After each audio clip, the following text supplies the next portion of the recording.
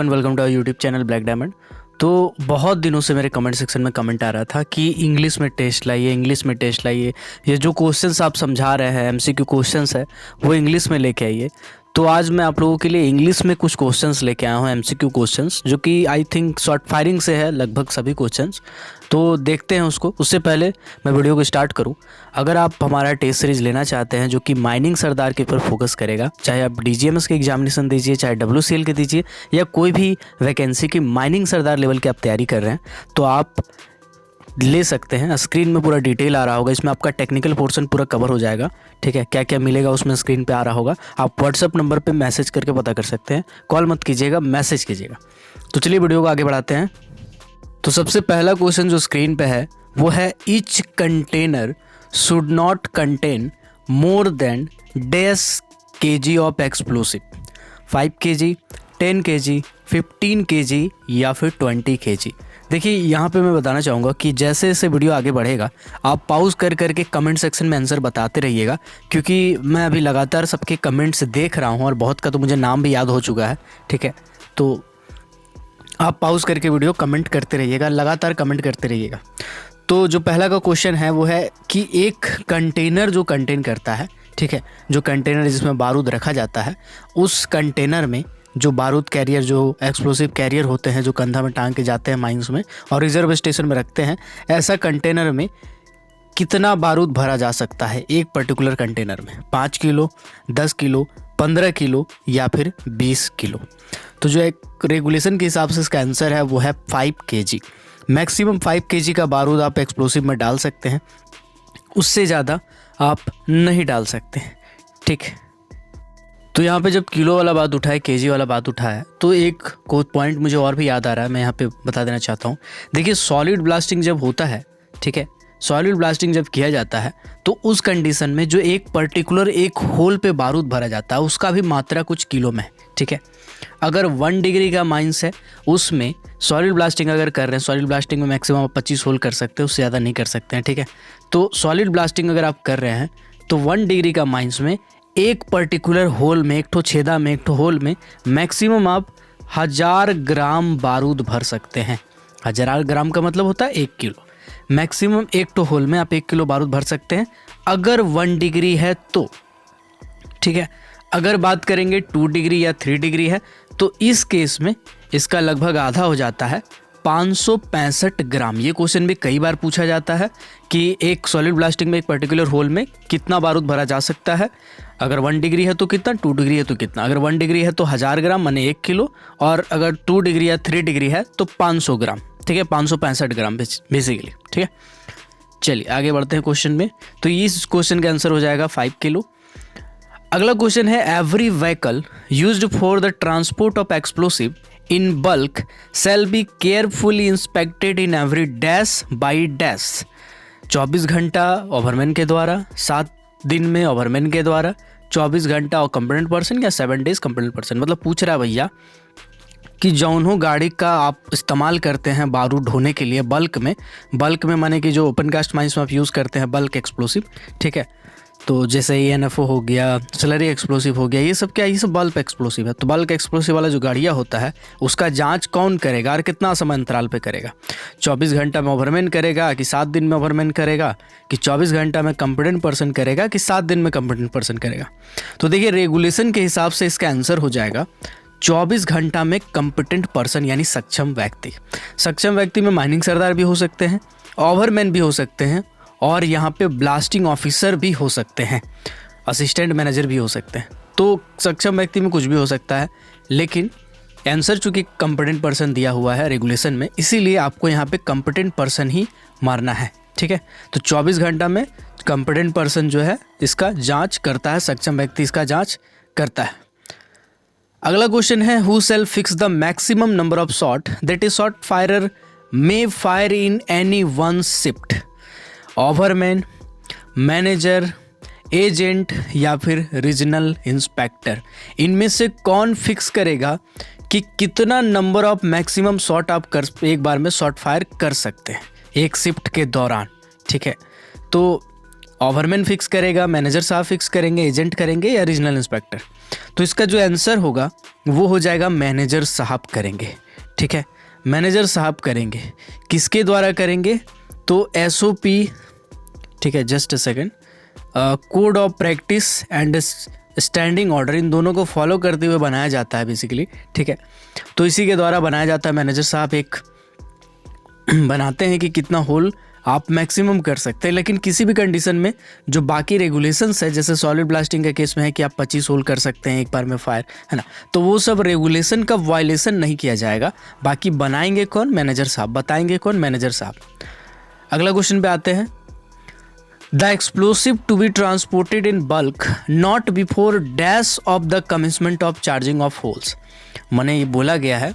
ठीक है, इसका क्वेश्चन का आंसर आप बताइएगा, आप अगर जानते हैं तो 4 का क्या होगा कि एक्सप्लोसिव गाड़ी जो है, बल्क वाला जो गाड़ी है, वो चार्जिंग के कितने समय से पहले नहीं निकलेगा, मतलब बारूद होना शुरू नहीं करेगा। 15 मिनट, 30 मिनट, 1 घंटा कि 2 घंटा? आंसर बताइएगा कमेंट सेक्शन में ज़रूर। वीडियो को थोड़ा छोटा करके रखिएगा और आंसर फटाफट टाइप करते जाइएगा। मैं देखूंगा, ज़रूर देखूंगा। मैं अभी लगातार सबके आंसर देख रहा हूँ। तो इसका जो आंसर हो जाएगा वो हो जाएगा आधा घंटा। मतलब जो मैगजीन होता है, मैगजीन में बारूद भरने के बाद वहाँ से आधा घंटा पहले जहाँ भी ब्लास्टिंग करना है वहाँ के लिए गाड़ी रवाना होती है, उससे पहले नहीं होगा। एक और चीज़ है, बारूद ढुलाई का काम हमेशा सनलाइट के प्रेजेंस में किया जाता है। इसका मतलब समझते हैं सनलाइट क्या होता है। सनलाइट का मतलब कि सूरज का रोशनी जब तक है, जैसे शाम हो रहा है, शाम होता है तब भी हल्का हल्का धूप रहता है, हल्का हल्का सूरज दिखता है, लाइट दिखता है, मतलब उजाले में ही किया जाएगा। दिन के उजाले में सूरज डूब गया पूरी तरह से, तो अंधेरा स्टार्ट हो गया होना, उसके बाद बारूद ढुलाई का काम नहीं होगा। चाहे ठंडा का दिन हो, चाहे गर्मी का दिन हो, चाहे कोई भी दिन हो, बेसिकली पूरी तरह से लाइट है, अच्छे से दिखाई पड़ रहा है, तभी किया जाता है। ऐसे बशर्ते नहीं किया जाता बाकी कंडीशन में। ठीक है, तो इसका आंसर हो जाएगा 30 मिनट। एक्सप्लोसिव ढलाई का काम होता है 30 मिनट पहले। अगला क्वेश्चन है, minimum 2 fire extinguisher of suitable size and capable fighting dash and dash shall be provided in each explosive vehicle. मैंने बोला गया है कि कम से कम 2 ठो fire extinguisher suitable size capacity का, है ना, रखा जाएगा इस टाइप का आग और इस टाइप का आग से लड़ाइयाँ करने के लिए। ठीक है, तो यहाँ पे मैं एक चीज़ बता देना चाहता हूँ। फायर जो होते हैं, मैं इस पर एक वीडियो बना हूँ, आप सर्च कीजिएगा class of fire bye black diamond, ऐसे करके आ जाएगा, या फिर आप जाके एकेडमिक सेक्शन में देख सकते हैं, black diamond academic, mining academic, उसमें देख सकते हैं, उसमें ऑलरेडी पढ़ा हुआ है, बट फिर भी मतलब बताता हूँ। आग जो होता है माइंस में 5 प्रकार का होता है। ठीक है, A type fire, B type fire, C type fire, D type fire and lastly E type fire. इसको याद करने का सिंपल सा तरीका है, जैसे बचपन में पढ़े हैं सॉलिड लिक्विड गैस, तो याद करेंगे सॉलिड माने A टाइप, लिक्विड माने B टाइप और गैस माने C टाइप। ठीक है, मतलब अगर सॉलिड में आग लगता है, सॉलिड जैसे आग लगता है, जैसे कोयला में आग लग गया तो इसको A टाइप का फायर बोलेंगे। जैसे लकड़ी में आग लग गया A टाइप का फायर बोलेंगे। कन्वेयर बेल्ट में आग लग गया A टाइप का फायर बोलेंगे। चमड़ा में आग लग गया A टाइप का फायर बोलेंगे। B टाइप में होता है लिक्विड, जैसे ग्रीस रखा हुआ उस पर आग लग गया B टाइप का फायर है। पेट्रोलियम में आग लग गया B टाइप का फायर है। तेल रखा था उस पर आग लग गया B टाइप का फायर है। मोबिल में आग लग गया B टाइप का फायर है। ठीक है, टंकी में, पेट्रोल टंकी में आग लग गया B टाइप का फायर है। C टाइप का फायर होता है गैसेस वाला, जैसे LPG का सिलेंडर है तो उसमें आग लग गया तो C टाइप का फायर है। कोई भी गैसेस से फायर डैम पे एक्सप्लोजन हो गया तो C टाइप का फायर बोला जाएगा। तो बेसिकली अगर गैस में आग लगता है तो वो C टाइप का फायर है। D टाइप का फायर क्या होता है? मेटल में आग। ठीक है, मेटल में आग, जैसे समझिए कि ट्रेन में जब आग लगता है तो वो मेटलिक आग हो जाता है, मेटल में आग हो जाता है। कोई FLP स्विच है वो जल गया, इलेक्ट्रिसिटी के कारण नहीं, बस ऐसे ही कुछ आग लगा था उसके कारण वो जल गया। लोहा लकड़ था, छोटा मोटा कुछ भी जल गया है तो उसको हम लोग मेटल टाइप का फायर बोलते हैं। D क्लास का फायर है। और E टाइप का फायर मतलब होता है लाइव इलेक्ट्रिकल इक्विपमेंट। ऐसा नहीं कि उसमें बिजली प्रवाह नहीं हो रहा है और कोई इलेक्ट्रिक मोटर रखा हुआ है, मोटर में आग लग गया तो E टाइप नहीं। अगर मोटर में बिजली जा रहा है और बिजली के शॉर्ट सर्किट के कारण आग लगा है तो उसको हम लोग E टाइप का फायर बोलते हैं। ठीक है, तो यहाँ पे मैं क्लियर कर देना चाहता था। चलिए, यहाँ पे क्वेश्चन बोला है कि 2 ठो कम से कम फायर एक्सटिंग्विशर रखा जाता है सूटेबल साइज कैपेसिटी का एक्सप्लोसिव वाला गाड़ियाँ में, ताकि इन टाइप का फायर से बचा जा सके। तो कौन कौन टाइप का फायर से बचा जा सके बेसिकली, तो देखिए ऐसा है कि जो एक्सप्लोसिव वाला गाड़ी होता है ना, एक्सप्लोसिव वाला गाड़ी, इसमें एक तो होता है पेट्रोलियम, क्योंकि भैया एक्सप्लोसिव भरा है तो आप जानते ही हैं डीजल डाला जाता है, एएनएफओ है उसमें डीजल डालेगा, ठीक है ना, स्लरी है उसमें भी कुछ मात्रा में आपका ऑयल वाला मटेरियल रहता है। मतलब बेसिकली पेट्रोलियम वाला फायर के लिए एक ठो फायर एक्सटिंग्विशर रहेगा और इलेक्ट्रिकल फायर के लिए एक ठो फायर एक्सटिंग्विशर रहेगा, ठीक है। क्या कि बैटरी में आग लग गया तो यही वाला काम देगा, है ना, बहुत सारा तार होता है, अगर आग लग गया तो ये वाला काम देगा। तो बेसिकली ये 2 टाइप का फायर एक्सटिंग्विशर रखा जाता है ना, जो इन दोनों पे काबू कर ले, ऐसा फायर एक्सटिंग्विशर एक्सप्लोसिव वाला गाड़ी में हमेशा अवेलेबल रहता है 24/7।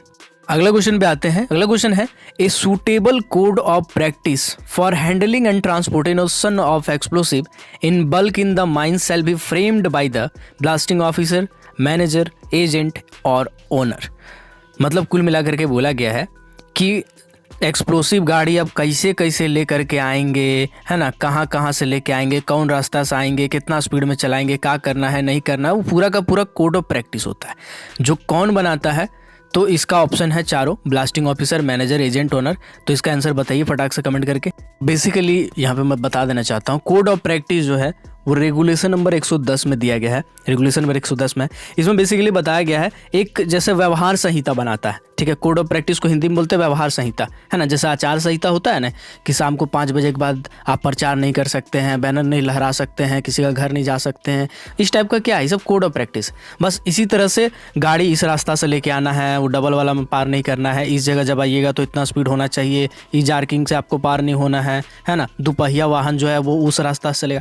तो ये सब क्या है, ये सब कोड ऑफ प्रैक्टिस है। जो कौन बनाता है, जो मैनेजर साहब बनाता है माइंस का, ठीक है। तो कोड ऑफ प्रैक्टिस मैनेजर बनाता है, इसीलिए यहाँ पे ट्रांसपोर्टेशन ऑफ एक्सप्लोसिव और कोड ऑफ प्रैक्टिस का बात हो रहा है, तो आंसर हो जाएगा मैनेजर साहब। अगला क्वेश्चन है, vehicle transporting explosive shall not be driven at a speed exceeding kmph।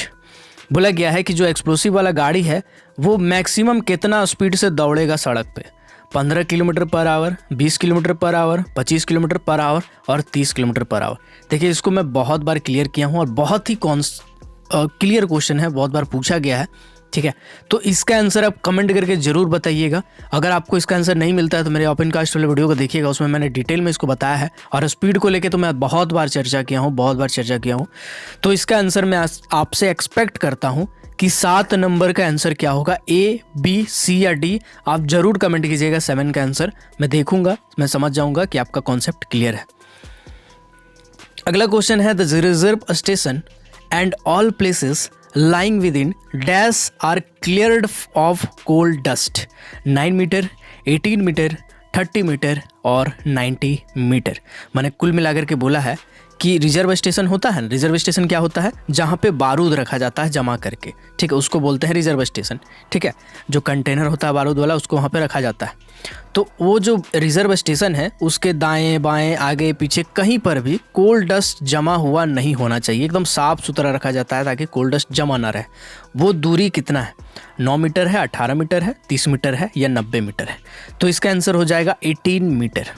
18 metre होगा दूरी बेसिकली, ठीक है। और यहाँ पे एक और चीज़ मैं बता देना चाहता हूँ, जो रिजर्व स्टेशन में बारूद रखते हैं ना, बारूद रखने से पहले फ्लोर में 2 सेंटीमीटर का स्टोन डस्ट यानी कि गर्दा बिछाया जाता है, स्टोन डस्ट बिछाया जाता है, ठीक है, ताकि स्टोन डस्ट का कवरिंग रहे, मोटा लेयर रहेगा 2 सेंटीमीटर का, उसके बाद रखा जाएगा। अगर ज़मीन में कभी आग भी लग जाता है इधर उधर कहीं भी, तो वो आग फैलेगा ही नहीं, वहाँ तक पहुँचेगा नहीं, ठीक है। इसीलिए 2 सेंटीमीटर का मोटा परत बिछाया जाता है स्टोन डस्ट का। अगला क्वेश्चन है, नो एनर्जाइज्ड इलेक्ट्रिक केबल और any other source of energy are allowed to pass within a distance of dash from the reserve station, 30 metre, 60 metre, 90 metre और 45 मीटर। मैंने बोला है कि कोनो भी इलेक्ट्रिक केबल जकरा से बिजली पास हो रहा है, दौड़ रहा है, और ऐसा कोनो बिजली का तार रिजर्व स्टेशन के कितना मीटर का दायरा से पास नहीं किया जाएगा, ठीक है। काहे कि अगर मान लीजिए ऐसा है कि रिजर्व स्टेशन से तारवा पास किया था और कोनो कारण से तार में स्पार्क हो गया, विस्फोट हो गया, कुछ भी ऐसा हो गया, तार ब्रस्ट हो गया, है ना, ओपन स्पार्किंग हो गया, ऐसा कुछ भी हो जाएगा तो तरिया से तो आग निकलेगा ना। तो जब आग निकलेगा तो अगल बगल में अगर मान लीजिए कुछ ऐसा चीज़ रखा रहा, किस्मत ख़राब रहा, एक टॉप गॉड रहा, है ना, तो ब्लास्टिंग हो जाएगा, एक्सप्लोसिव हो सकता है नेचर का, क्योंकि अगर वहाँ पे गर्म गैस रहेगा तो इसी के कारण उसको एक दूरी से तक रखा जाता है, ताकि इलेक्ट्रिक वाला तार जो है रिजर्व स्टेशन से बेसिकली 90 मीटर दूर रखा जाता है, 90 मीटर दूर रखा जाता है, ताकि किसी भी सिचुएशन में वहाँ तक रिजर्व स्टेशन तक आग न फैले।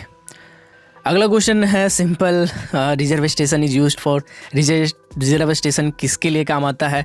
टेकिंग शेल्टर, मैंने वहाँ जाके छिपने के लिए, टेकिंग रेस्ट, या कि वहाँ जाके आराम से पैर पसार के सूतने के लिए, taking care of container of explosive, मैंने जो एक्सप्लोसिव वाला कंटेनर है उसको बढ़िया से रखने के लिए, कि फर्स्ट एड लेने के लिए।